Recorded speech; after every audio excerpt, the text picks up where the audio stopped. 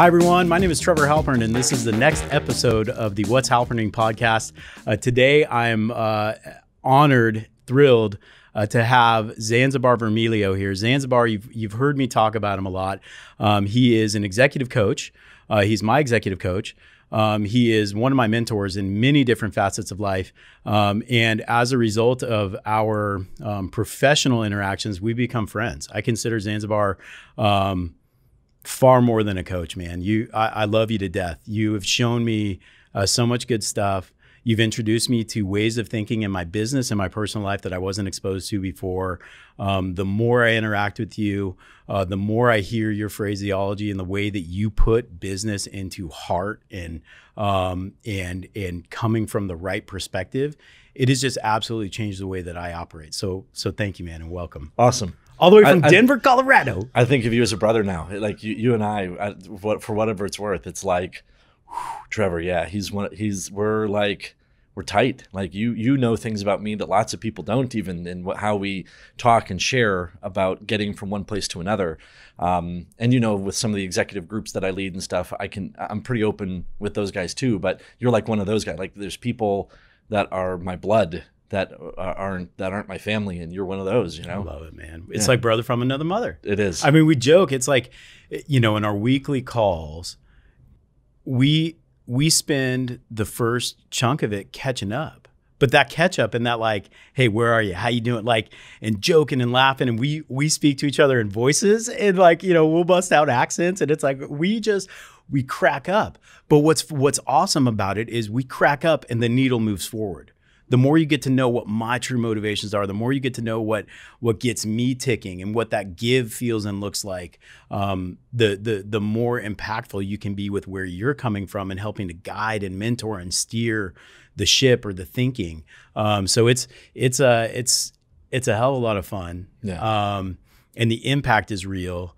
And what's great is the ideas, the information, the way that you look at things, and the way that you ask of us. Your clients to look through life and to look at life. It's so impactful beyond just business. I mean, it really does runs deep. And when you really strip it back, authorizing purpose, all of the things that you talk about, it can be applicable in every facet of life. And the more that people open and give into it and open themselves up to that way of thinking, like, my goodness, what a difference it makes. I mean, you look at my team. We went out last night. We gathered the core team and went and got a couple cocktails, and it was both personal and interactive with all of us. And then we talked a little business, but you saw the way they're in, right? Because your language translates down into my vision statement and the way that I speak about business and the way that I speak about entrepreneurial stuff and the way I speak about being an executive. It's amazing, man. So thank you for doing what you do. Thanks. Thank you for being you. Man, I love it. So Denver's where you call home. Yeah. Denver via Detroit, right? Yeah, I'm a Detroiter. So tell me about growing up, man. Dad, parents, what was it like? Well, let's see. I grew up at 9 Mile in Shaner. For anybody that's from Detroit, they'll know where that is. That's right in Warren, Michigan, which you can't have a more plain place to grow up than Warren, Michigan. I grew Eminem's where he grew up, where his neighborhood looks like a demilitarized zone. Half the buildings knocked down, the other half should be. A couple of crack houses. A lot, people don't understand. Most square mile after square mile after square mile of Detroit looks like that. That was a mile and a half from where I grew up. Whoa! And then my dad, being the entrepreneur that he is, started making some money, and we moved to the village of Beverly Hills, Michigan. I'm not kidding. The village of Beverly Hills, Michigan, 48025. And we used to joke, because of Beverly Hills 90210, that we had all of the drama in the 48025 that 90210 had. It was messed up. My childhood in the dirtier part of town, because my parents were adamant about, my mom worked for a school and did everything she had to get me into a private school. And it was a little parochial school with 85 people, 1st through 8th. And everyone was like sweet to each other. And it was a religious-based school where you were taught to be kind, and we'd sing hymns like in the morning and be nice and like camp songs and things, and everybody was like friends. And then we moved to the village of Beverly Hills, and I start middle school in 6th grade at Berkshire Middle School. And that was probably the worst year of my life, including the year after my divorce. That was the worst year of my life, was going from everyone likes each other and everyone's kind to, oh my God, nobody is kind. Nobody's ever nice to each other. My bubble completely burst. Whoa. It was horrifying. That's got to be informative years of your life to have that type of experience. Yeah. What did you learn? Knowing you and knowing your brain, how your brain works, I struggled from that time. I struggled from 6th grade through the end of 7th grade easily. And it wasn't until really high school that some of my younger teachings started to take over and come back. Right. It took a while for me to re-adhere myself to things that really matter and what my earlier mentors were trying to teach me and things like that. And then I found, luckily, in my teen years, a really great mentor who played from the field of higher consciousness constantly. And to this day, I still ask myself things like, well, what would Arthur do here, or what would Arthur do there?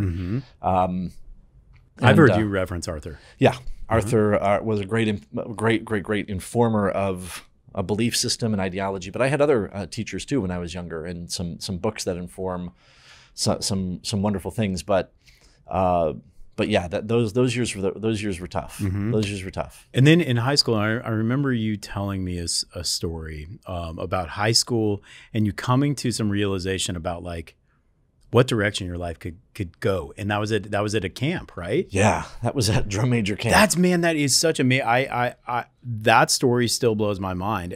Please share. I mean, what were you, 14 at the time? I was 15. 15. Go ahead. I was 15. And I remember I had demonstrated leadership qualities a lot in life. It was I was young to be someone who could stand up and say something and have it be something that moved people, not necessarily inspiring. Like younger Zanzibar was much more not dialed into higher consciousness per se, but I had charisma. I had the ability to this. I had the ability to that, and make things happen. But when I was 15, I was at drum major camp. I was the junior drum major of the high school band, taking over as the drum major. And I just remember there was this woman there. I can't remember her name. I wish I could remember her name. And I say woman. She was, I don't know, she might have been 22. You know, yeah. She was just she looked old to 15-year-old. She's this woman. Yeah. I enjoyed drum major camp. I had a good time there. It was like my people. It was it wasn't as pretentious as the rest of school. It was just people being people. I remember that she started to impress upon me things about what you could use leadership for, and nobody had ever asked me that question. Nobody ever, and I can't remember exactly how she said it, but she didn't necessarily use those words. But she started to engage me in an inquiry about what do you use it for, and this and that. And it dawned on me that if you have a gift of leadership, that it's to be used for something of the common good. It's to be used for community. It's to be used for what's of concern to people, what's of concern to this situation, what's of concern to others. And I remember at that drum major camp, I decided that I was going to be, I wouldn't have said it this way at the time. I just remember feeling a particular way, right? But I had this mental decision. I wanted to be of service as much as I could. And how could I help them? And how could I help them? Rather than being better than people, how could I help that person? And how could I help these people? What wants to come to fruition here, and how can I best assist? Rather than how can I best come out of this, and how can I best assist myself? And I remember being on this high for like the next 4 straight days of what that was like, to be like further and further divorcing myself of self-concern and more interested in what is wanted in this particular situation and in this room or at this group or in the group at whole. And who could I help? How could I help those guys? How could I help them? What do I need support with? How could maybe it was even inclusive of me? And I found myself disappearing more and more and more into that. And that was my first experience of, wow, maybe my life really isn't my own. Maybe it belongs to something around me. And it's my job to see if I can be awake to what that is.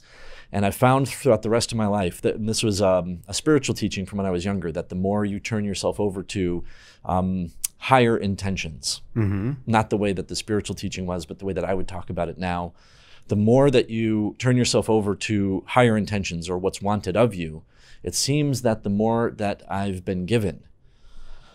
So that's been a practice at first in a very minor way, and it's been more and more like become a part of who I am. Right. At the age of 15, it's not all that well put together. But well, you know, to me, when I hear that and I see where you've gone, like I consider what you bring and what you teach is a philosophy, right? And it's a honed philosophy. So that, I think the reason why that story strikes me is, at least from what I know of your story, it's almost like Inception. That conversation with that woman was the idea Inception that led you down this path to continue to develop this philosophy and bring what you bring to people. I mean, we talked about it yesterday. It's like, you're a guy that if you really wanted to could charge way more money than I could afford, could charge way more money than most of your clients could afford, but you're working with people like me. You're working with yeah, you do work with higher executives and all that stuff, but like you work with people, small business people, because the give is impactful and you see how it impacts all the people around me and the people that are involved in my professional world. And what you teach me is to take them and lift them up and send them on their way and set them on a path. And what you've taught me is the value of seeing them as they're achieving and growing is more valuable than whatever benefit you're going to get from them as an employee.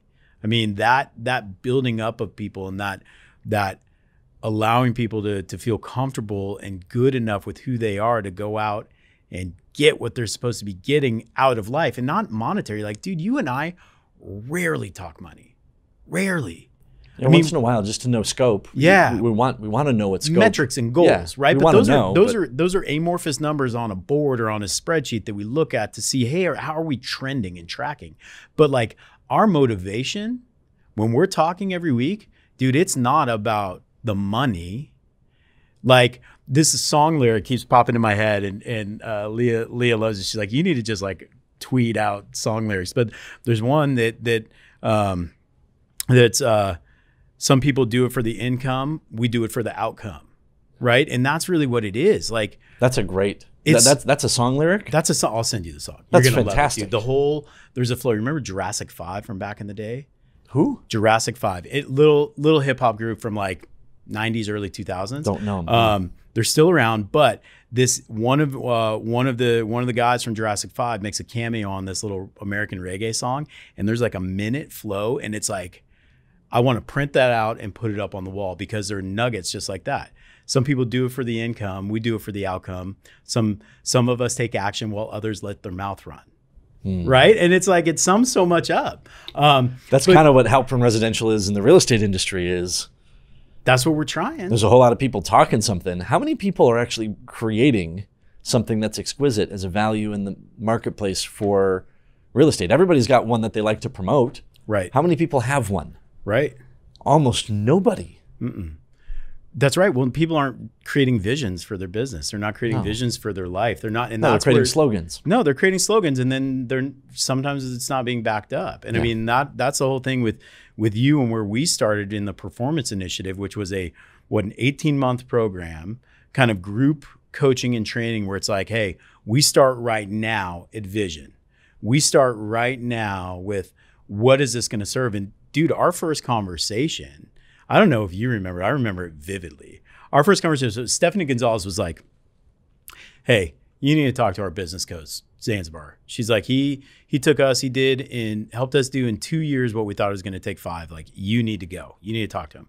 And we're starting the Performance Initiative. You should do it. And so when we spoke, you're like, hey man, and I told you straight up, I'm like, listen, I've hired and fired coaches. Like, I'm not sure if I believe in this. And you're like, okay, cool. Let me tell you a little bit about myself. You're like, I've done this, I've done that. I coach these people and I've done this. And I'm like, that sounds different. You're like, you've dealt with real estate coaches before, right? I was like, yeah. And you're like, I'm not one. And right then I was like, all right, you got me. And then we zoomed out and you're like, dude, tell me what you want out of life. What do you know? Blah, blah, blah, blah. Like, do you ride horseback? Are you into archery? I'm like, actually, I like archery from horseback. And you're like, what? And I'm like, yeah, I'm kidding. I just wanted to throw you off balance. But then we started talking about, you're like, what are your goals and this and that? And immediately, because I honestly didn't even really have them, I just threw out money, right? And I think that's what people think goals are until you really see, how does that serve me? And so just in that first conversation, I was like, oh, money. And you're like, cool, yeah, we can do that. And blah, blah, blah, blah, blah. And then we started going. And I don't know if you remember this, but I was like, you know what, dude? If I'm being honest with you, that's not my goal. And you're like, bring it. And I'm like, I want to travel for 2 months out of the year. I want to work 20, 25 hours a week. I want to make $1 million. Like, I started tying all this stuff up, and you're like, yes, like that's a goal. And that's what, zooming out to the actual goal, the money aside, what does that serve? And what that serves is enrichment for my family and the people around me. And it's like, okay, that enrichment, that's the goal. So now that's top line on the vision. This is what it serves. Now we reverse engineer it. And like, people don't have access to that type of thinking. People don't have, or they think they don't. And entrepreneurialism, especially real estate, is like, the barrier to entry is super low. You go 90 hours in the classroom or online. You see a lot of licensees and you're like, well, if they can get through, it must not be hard. And that's not me trying to be a jerk. The barrier's low, and that's okay. It takes all kinds, but because the barrier's low, oftentimes the thinking within the industry is low to the earth too. And people get into transactional, like, I just need a deal. I need a deal and a deal and a deal and a deal, because lights, my electricity needs to be paid and this and that. And they get into the transactional agent role, as opposed to taking a second and zooming out and saying, okay, I'm running a mile a minute and I'm closing deals, but to what end, and where are we going, and who is that serve, and how? And so there's an enormous amount. And I think people don't realize this. You put the time in and the work in developing this stuff and allowing it to be your guide. And because you've got that guide, you're liberated. Yeah. I don't have to worry about like the stuff that is super low to the ground, because we've already kind of built that in. We already know where that's supposed to be. And then we can continue to just kind of hone and create precision in what we're doing, and elevate the experience, and create something exquisite. So all of the language that you talk about, it's like, seeing is that, comes from this high place and a philosophical type of approach. And then when you pull it down and you're like, okay, that's lofty, but oh my gosh, I just went through this exercise and I just did this thing and I did this thing, and now I've got a little vision. Oh my gosh, I can see it. And then when you see it implementing, you're like, this stuff's real. It's real, and it's real because we made it real. It went from here and here to paper to execution.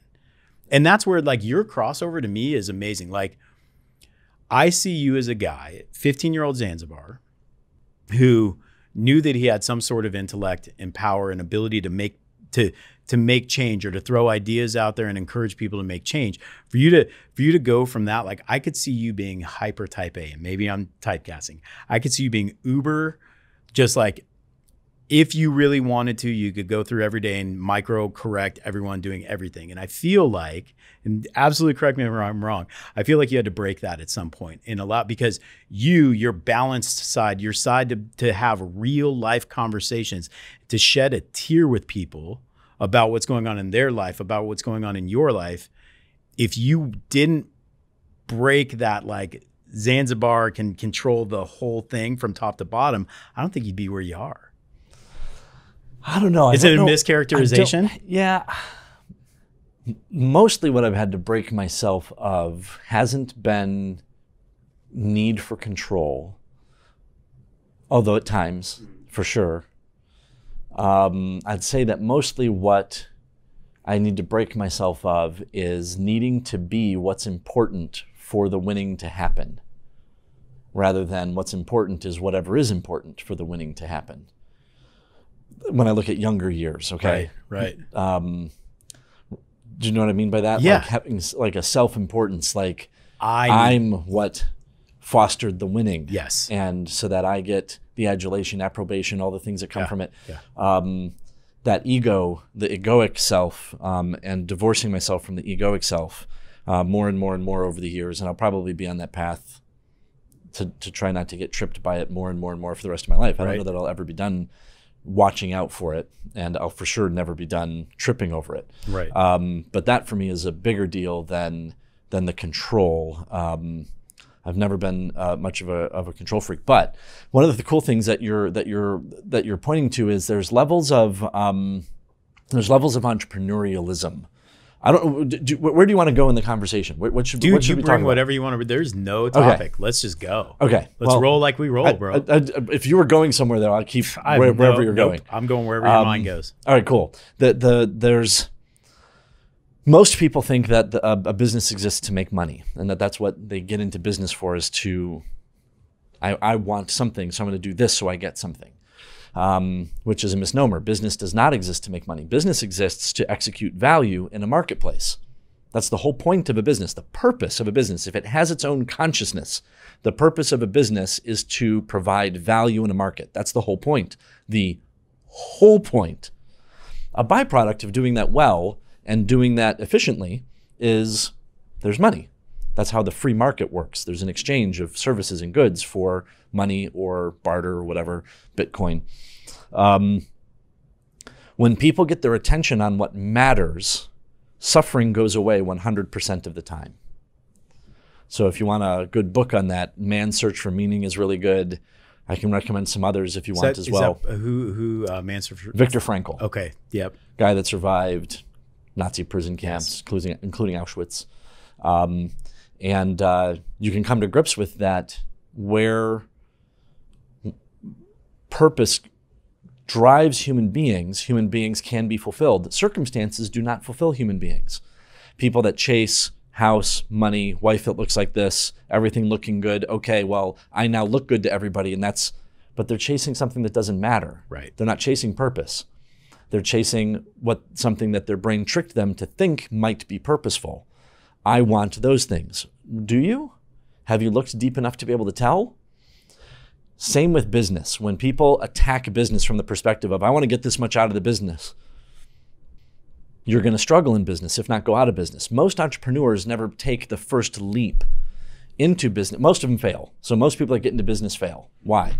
Well, two reasons. One, they never figured out what value to bring to the market. Never designed one. In the real estate industry, almost nobody designs a value proposition. What they design is a pitch. Mm-hmm. But they never design how they're going to bring value to market to begin with. So what can they possibly pitch? We get agents on teams all the time. And the first thing that needs to happen is force them to come up with a value proposition. Make them come up with one. And they fumble with it for a month trying to come. They don't even know what that means, and they get it wrong. And they get it wrong. Well, my value proposition is that I'm attentive. What does that have to do with anything? That's about you. What's the value to the customer? They don't even know how to think about a value at all. Give them coaching. They end up with something that they can sell. Now they have something that they're holding a knife to their throat to produce. Well, now they're in the game of entrepreneurialism. So that's one thing. Mm-hmm. Do you have something? The point of a business is to execute value in a marketplace. You can't get through phase one of entrepreneurialism without a value proposition, except with venture capitalists, but that's a whole nother ball. We're not going to get into that right now. Yeah, then they're going to bring their ideas of what value is. Well, no, you got companies that have no value proposition. It's just a house of cards of, can I get people to invest in blah, blah, blah, value it at blah, blah, blah, value it at blah, blah, blah. It's like, I bought a piece of real estate, pretended to put electricity on it, and then sold it for more. And getting some lift off of there's smoke and mirrors. There's smoke and mirrors in the VC world. But by and large, if you look at the market, bugs.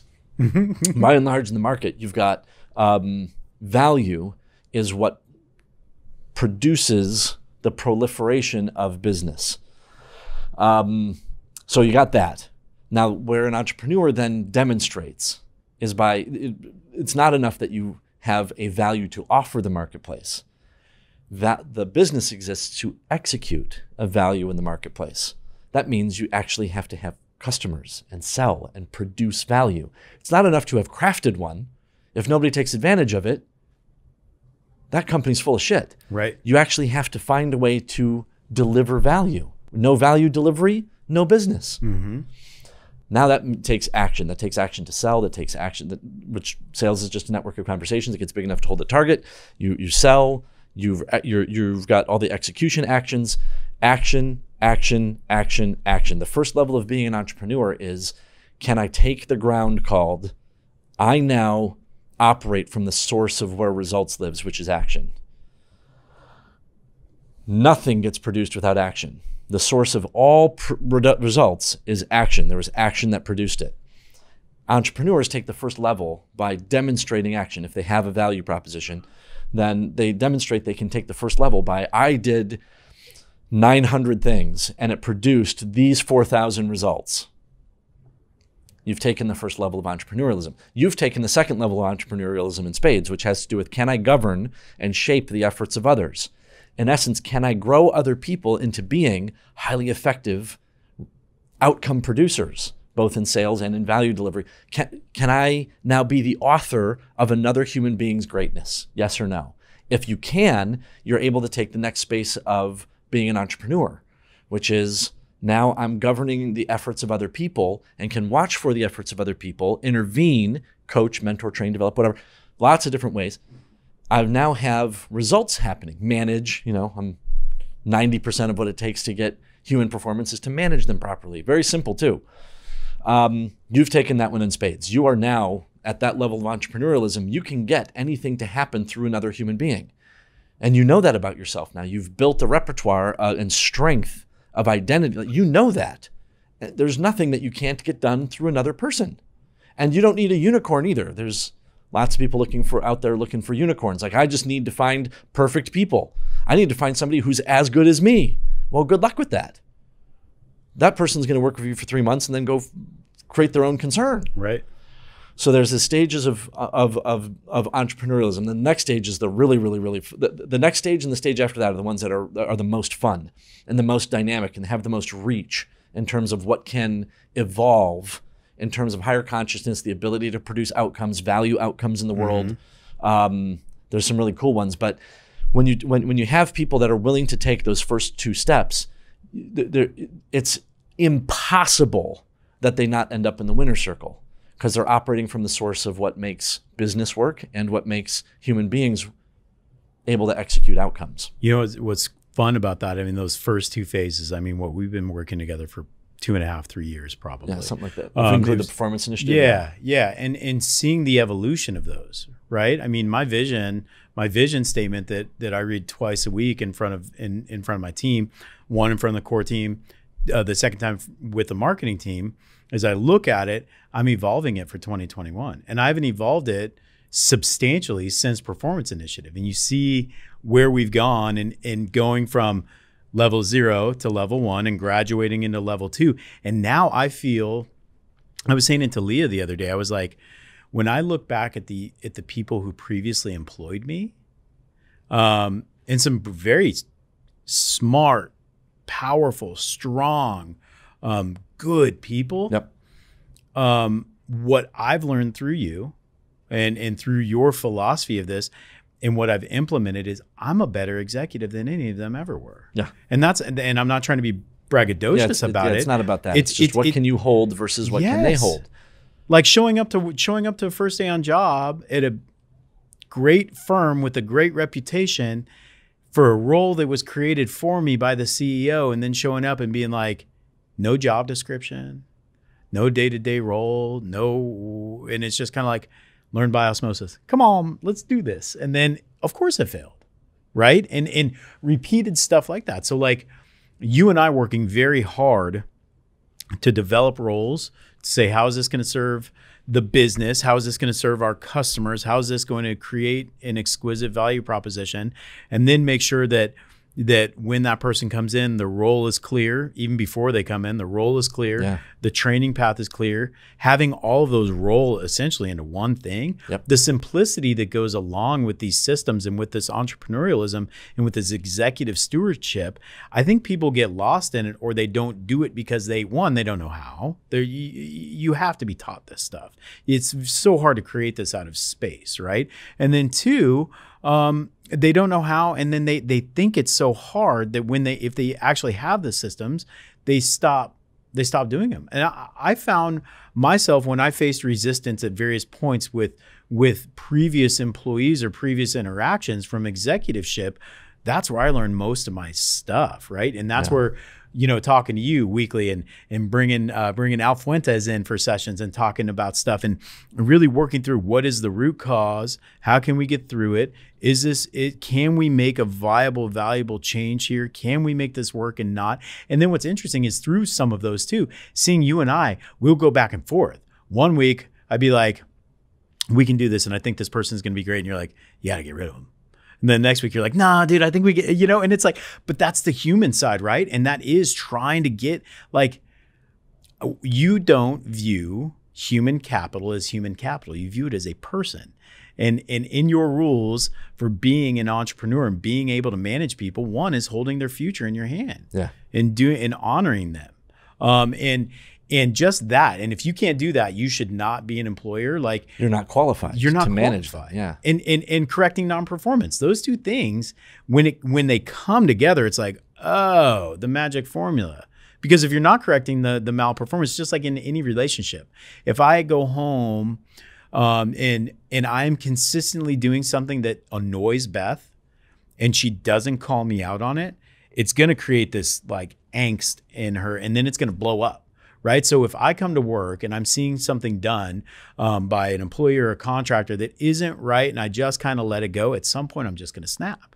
So it's the immediate correction of non-performance while you're holding their future honorably in your hands. And those two things go hand in hand, because if you don't correct it, they're not moving forward, and you're not moving the ball forward for them. You're eventually just going to be like, yeah, this is not working. They got to go. So it's interesting how it all, like, literally, like, you take this stuff that's super lofty, man. Your philosophy on this is lofty.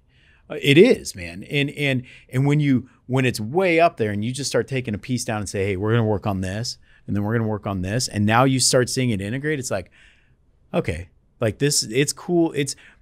I tell people that 90% of what I do isn't real estate. It's about 10% real estate. 90% is like trying to create that value and trying to make sure my team is firing right and everyone's feeling good and we're doing the right stuff. And then the 10% is the hyper technical real estate stuff where I make the money, but the 90% of it is creating beneath it what's going to create that value. So it's fun, man. Yeah. This is fun. And that's what the phase 2 of this entrepreneurialism, as you were describing, I feel like I'm in it. I'm deep in that. And I feel my growth as a business person and as a practitioner of my craft. I like the growth over the last year has been pretty substantial, man. It's been almost amazing. Nobody makes that second bridge, by the way. And you did it in like, I remember when you fought it for a little while, and then you committed yourself to, I'm going to be somebody that's good at this.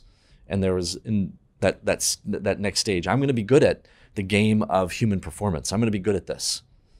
And you committed yourself to it, and it was within weeks you were great at it. It didn't take long once you committed yourself to it. You fought it for a while, and then when you committed to it, it was done. And do you remember that? Yeah, I do. And I remember you saying, like, dude, you just did it. Yeah. But it was funny because I think it took that, like, you can talk to someone about stuff and you can encourage them as much as you want, but until they get rid of that resistance, or until they see the picture, like I finally saw it and it was like, oh, it all crosses over, and like in enabling human performance and getting more out of people and getting them to work in the way that you think is best for them and delivers the value proposition, all that stuff. It doesn't have to be shitty and gritty. You don't have to correct non-performance and a slap them in the face thing. It's like, hey, you see how that happened? Or like, hey, the last time we had this meeting, we actually didn't kick it off. It took 12 minutes because we had technology issues. I'd love it if you could get in there 10 minutes ahead of time, just get things set up, right? Like it's easy peasy. Yeah. And a lot of it is too, like, what's interesting is trying to apply that through all facets of life, right? Like I find, and you talk to parents all the time, dude, and you talk to parents, like you cross over with business and personal, right? Because as an entrepreneur, those two things are intertwined. If things are out of balance in either one, they're not working across the other, right? But what I have found and come to, and I've seen this with a lot of entrepreneurial parents and just parents in general, is like we give grace to people outside of our house more than we do when we're in. And so like when I go home and things aren't right, and Haley hasn't practiced piano, I'm like, bop, bop, bop. Like I start firing at a tone that I would never dare use at work, with a coworker, with a client, with an employee, with a compatriot. I just wouldn't use those tones. And so even coming to that realization, like, man, just because I'm at home and the armor's off doesn't mean I get to not apply the same type of love to this situation. And it's funny because I know we've talked about that with other people too. We've talked about that, how that has to be applied and how it does create that natural crossover. And it's cool to see as it progresses through life, man. Just all facets start working. And not necessarily, look, there, like you said earlier, it's like I'll never get to the point where ego is totally stripped out. I'll never get to the point where everything's always perfect at home and perfect at work. But like, at least having the little voice or a little image of like, oh, that's I shouldn't be doing that, or maybe I should rethink that. Yeah. Being one's own devil's powerful. advocate is another thing. There's a group of executives I work with about that from time to time. We've been together for a number of years, working with a group of them. 35 men and women, great people. And that's one of the things that comes up from time to time is how do you be your own devil's advocate? Can you call into question your own self, what you're about to say? What is it referenced against? That thing of being one's own devil's advocate, what are you measuring it against? Are you measuring it against what you feel like, or are you measuring it against what you ultimately care about that's purposeful in your relationship with your wife? Are you measuring it against what you like and enjoy, or what makes you feel better as when you're working with your team? Or are you measuring it against what gets us closer to winning the game of having a value proposition that's never been seen before in this industry? When you measure your intuition against what matters, then now you can start to be your own devil's advocate. You can see yourself and call into question where you're playing the game from in a very profound way. Very, very, very, very few people are able to do that in a meaningful way, where they're aware of what's driving the show and what is it referencing against. What am I referencing to see? We could go way down. We could, but I think it circles back to what you were talking about with ego. Like, the more you strip the ego out, and that's what I found. I mean, and I'm sitting here talking about I'm stripping ego away, which in turn can be looked as an egotistical. It's totally egotistical. Yeah, Trevor Halpern's very humble, burying ourselves and not being egotistical or whatever. Yeah. But it's not necessarily about egotism, but it's about ego. In a world where if we wanted to, we could compete against everyone. Oh, that guy said something smarter than me. Like, I got it, or like, oh, that guy did $25 million in sales and I only did 22. Like, one of my biggest things that I came to within the last year and a half was I found myself getting intensely annoyed with a particular person that was in my industry and that was doing well and was growing and asking me for advice and doing things. And I found every time the phone would ring or every time I would see this person, I was finding myself annoyed by them. And then I realized, I was like, why? And I was like, oh, because you think they're going to be better at you in this industry. And you think they're going to sell more homes. And I was like, and they probably are. And damn it, they deserve it because they work hard. And then like literally it was like, vroom, like everything got narrow, and it was like, dude, what happens when you just strip that competition away? You don't give a shit what anyone else is doing. You're just trying to do the best you can do. Whoa. Like, eliminating the competition is the highest form of my ability to separate ego from what I do. And it used to be ego. I want to be on the top 10 board. Even when I was at Coldwell Banker, if I'm not on there, I'm going to be pissed. And then, at our brokerage meetings, when we see production, we see people's rankings for the month. It's like, they're above me, blah, blah, blah. And now it's like, I don't even look at it. I don't even know if they did one this month at our brokerage meeting, because I don't care. Are we moving the needle forward for our clients? Is this serving my employees and my family? Does everyone feel good? How are we doing? What can we improve? And not like what do the numbers say? But that you do have to take the ego and set it aside for a second to try to progress the narrative. You're a football player. Uh-huh. Okay. Can you imagine? You weren't a running back, but let's say you were running back. Bro, I can barely run. I could barely run in high school. Let's say you were a running back. Imagine how good the running back would be at running the football if where he had his eyes was on the scoreboard. No bueno. That's how a lot of people run their business. That's such a good analogy. they're not paying attention to what matters. They think the scoreboard is what matters. It's not. It's that guy in front of them. It's the paying attention to, can they see through the huddle what's going on right now and who's not paying attention? Does the quarterback see who is nodding their head but not really getting what route they're supposed to run? And then, hey, just I want to remind you that you're the da-da-da, blah, blah. We get the.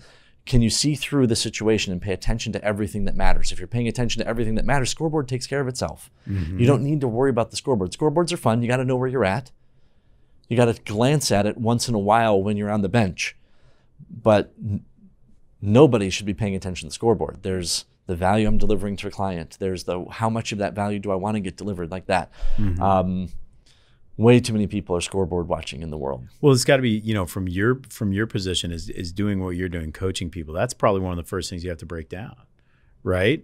Reverse engineer that. Like, okay, you guys, cool, 10 million in revenue. Great. Almost never do I talk about it as the concept I'm talking about right now, but I used to talk about it more. But even that is a little bit like talking about it rather than what I end up just working with people on is what matters. Be about it and not just talk about it, right? Just do the work. Yeah. For people that can't get it, I haven't worked with somebody who couldn't get their attention off the scoreboard in a long time. But if they can't, then I'd have to bring evidence to it and then give them a mental assignment to take it apart. But for the most part, you just get people's attention on what matters. They win in spades. Well, and it comes back to your philosophy, right? I mean, that's the philosophy is like, hey, let's not focus on that. Let's focus on what it serves, who it serves, what your ultimate goal is, and zooming out. And, I find that so helpful is that zoom out. Right. Every once in a while, if you're like, dude, I'm feeling like we're gritty, we're low to the earth, we're worried about the wrong stuff. And if you can mentally zoom out, you're like, oh, yeah, I am going that way. I should be going that way. What does my vision say? And that's one of the things too. You're like, man, everything rolls into vision. Everything should be vision. If you're correcting someone's malperformance, it should be vision. And if you don't have that, if your vision is focused on that scoreboard, you can't do any of it. The system breaks. I've turned down working with 3 people. Only 3 companies that have approached me in the last 11 years have I turned down working with. And 2 of the people that 2 of the companies that I turned down working with were because all they wanted was more money. And that's all they were willing to work on and be about was money. And I'm not interested. There's if you look at how lit up you are when you talk about your business and there's concepts that you've talked about today, but you get the most lit up when you talk about your team and you talk about what we're up to and the value for the client. It's not a slogan. It is something maybe to put on a bench ad, but it's not just a bench ad. It's a way of conducting oneself honorably in the world. You're connected to it in that deep and meaningful of a way, like it matters, and you're connected to what matters. There's that kind of exquisite expression, the majestic expression of self inside of every human being, and your expression of it's a little different than mine. Everyone's expression of it's a little different than everybody else. Everybody's a little bit different. Our way we perceive the world and the way we carry ourselves, maybe what we came into the world with our soul, who knows? Unlocking that majestic expression of human being is a core principle of what I'm about. That's really my mission in life. My mission in life isn't business and reverse engineering outcomes. I do that and I'm really good at that, but what matters the most to me is unlocking how you get when you start talking, because when you start to pay attention, even when you talk about what you pay attention to in your relationship with Beth now and how connected you are to what matters to you as a father and as a husband, and you're deeply connected in an honorable way to what matters to you. Mm-hmm. And it's coming alive in your life. And that's what fuels you. Yeah. That's so cool. And it's inside everybody. So when people come and work with me, they don't know it, but I'm at work to uncover that. Of course, having a value proposition that's a match for my heart and spirit, that's what happens. I come alive with that. I get excited. My employees get excited. The whole division gets excited. Can the whole company can everybody? I was recently asked to be a keynote speaker for the International Unity Summit, the first annual International Unity Summit. It was online, and they were putting it together as a little bit of a response to social events and social mores of division, and where does profound acceptance come from? And originally I was going to be speaking on because I've done a lot of race relations and work in Detroit. I was going to be speaking on embracing cultural diversity and what does that look like, and also the dangers of what's the term? Virtue signaling. The dangers of virtue signaling, which I was excited to talk about those two things because I've never talked publicly about those two things before. Well, the racial thing I'd done a lot of work on, but the other one was like, this is gonna be a fun one to work on. And we've talked about that privately. We've talked about that privately. I was so excited. And at the last minute, they wanted me to talk about visionary leadership in business instead, because they wanted to have a business focus if they could for certain aspects of the conference. They had me talk on that. Visionary leadership has to do with getting inspired action. So Colin Powell says, he said my favorite definition of leadership. He said, leadership is the art of accomplishing more than the science of management says is possible. Whoa. So the science of management, as you know, I train hundreds of people in managing people. For me, even I didn't get the science from, I developed a science for it, but yes, it's a science. You pay attention to these things. These are the two games you have to win in these two contexts. You do that, you win. It has a 100% success rate in having a human being be effective. It cannot fail. That's the science of management. Now, leadership is how do I get 30% more? How do I have somebody recreate an intention? So few people can recreate an intention in the world. How do I develop my team to be people who can recreate an intention? You've got a team. Leah and JC are becoming people who can recreate your intention. Mm-hmm. They're becoming people who are holding that intention, making it their own, able to speak from it, author its existence, and problem solve to have it re-show up if it's absent. They can recreate your intention. That's leadership. That's not management. That's leadership. It also has to do with inspiring people to something that matters. So, in our talk last night, you said, okay, well, do we want to do anything, or are we just meeting as a team? Yeah, we just having cocktails, or were you going to talk about something? You have an agenda, Zans? What are you telling silly jokes? What are we going to do with this? Yeah, which is great. I mean, I was like, we'll do whatever, but. And I wanted to at least do that first thing, which was challenge people. Can we author the best value proposition that's ever been seen as a real estate team for real estate services? We've got the tools, which are the human personnel, the structures in place. This team could do it. You could redefine an industry. You could go head and shoulders above anything anybody's ever seen before. And watching them struggle and watching like, I don't. Well, okay. Yeah, what does that even mean? Well, I guess that means we could, I don't know, be more efficient in driving them around or something. Like, no, that means the whole condition and experience that's being delivered could be way higher. Well, I don't know what that means. And like watching their minds fight for what that could look like. And that's leadership. Pointing in a direction and having that having the inspired nature. Yeah. How can I have them become 30% more quality of performance in what they're doing? And they're already phenomenal result producers. They're already the industry elite at what they do. That's leadership. How do I create a gap for what's next for that and then fill in that next 30%?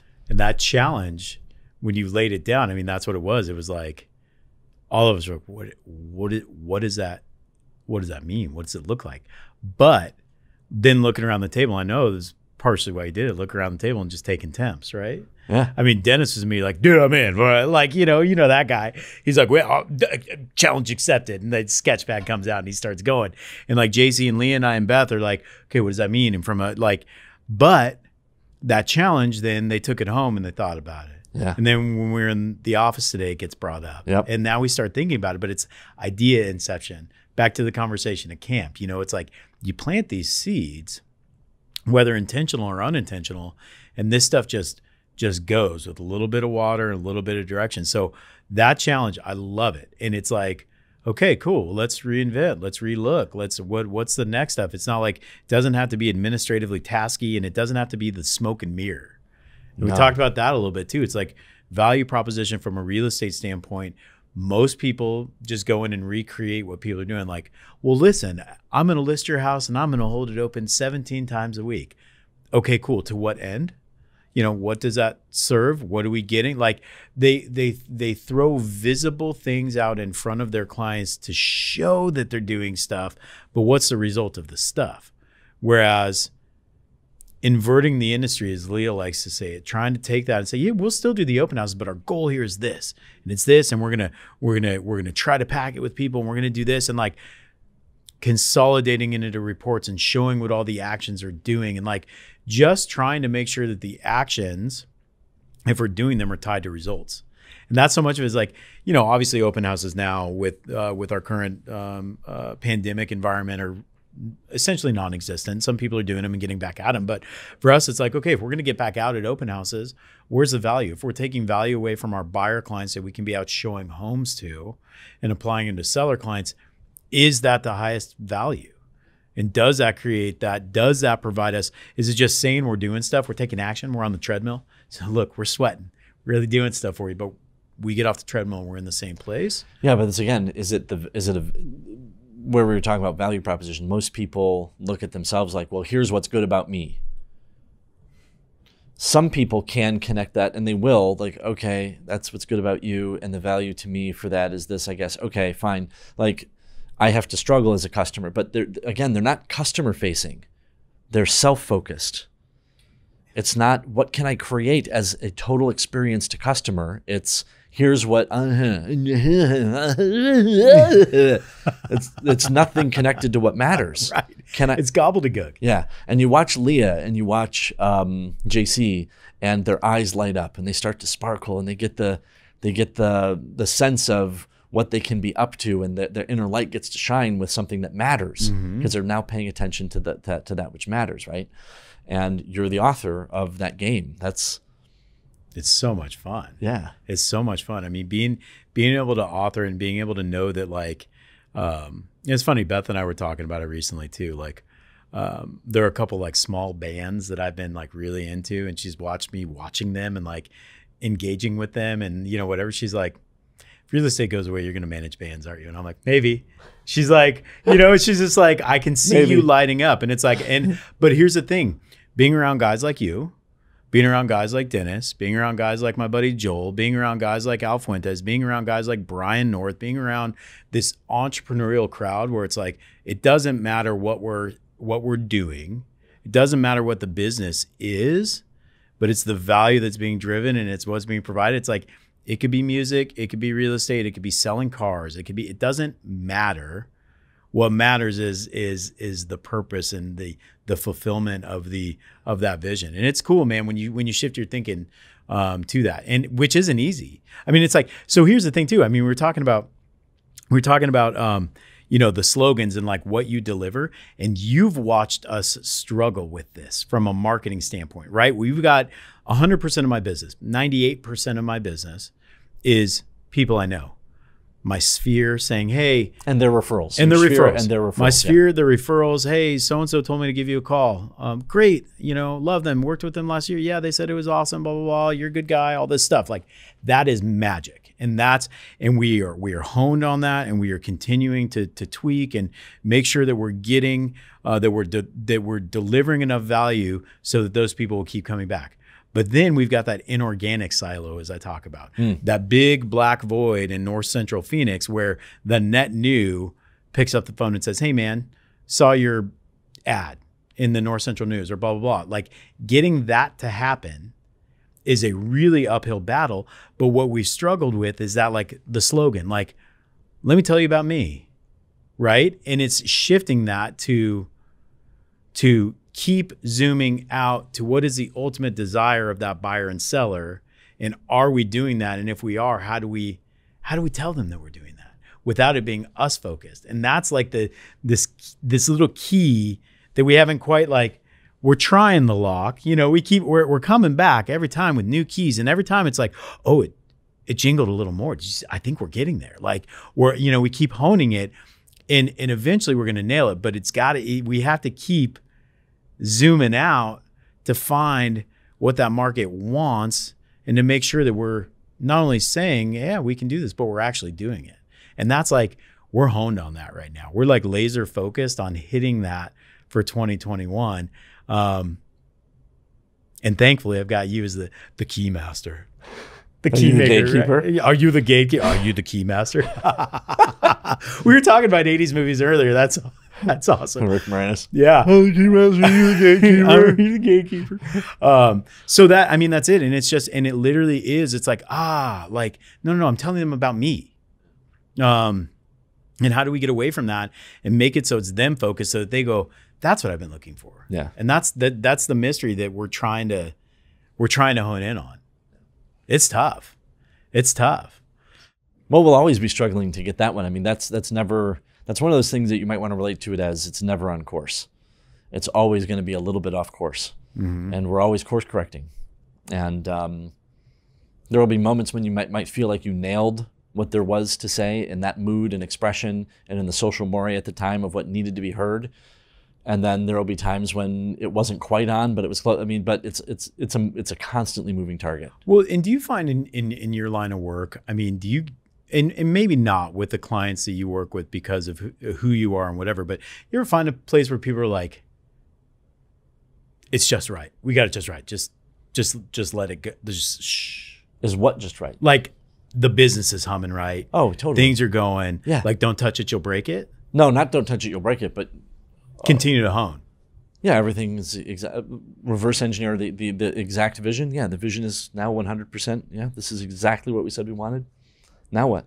I mean, you got there with your business. That's totally what I'm going through right now. 6 months ago, yeah. Well, looking and reading our vision, it's like, okay, I used to read that vision, or in our deep internal team meeting, we go around. It's like, who read it last week? Okay, your turn. And then that all gives us a chance to hear it and see it differently than me just reading it. And I used to read it and it'd be like, what? Like we're not quite there on that. We're doing that well. That needs some help. I've never even seen that. You know what I mean? And then it got to a point where it's like, yeah, that needs a little tweak, but we're doing it. Yeah. And now it's like, now that I've gotten there, I'm going to break it. And Yep. we're going to redo it. Yep. But we're going to redo it based on the...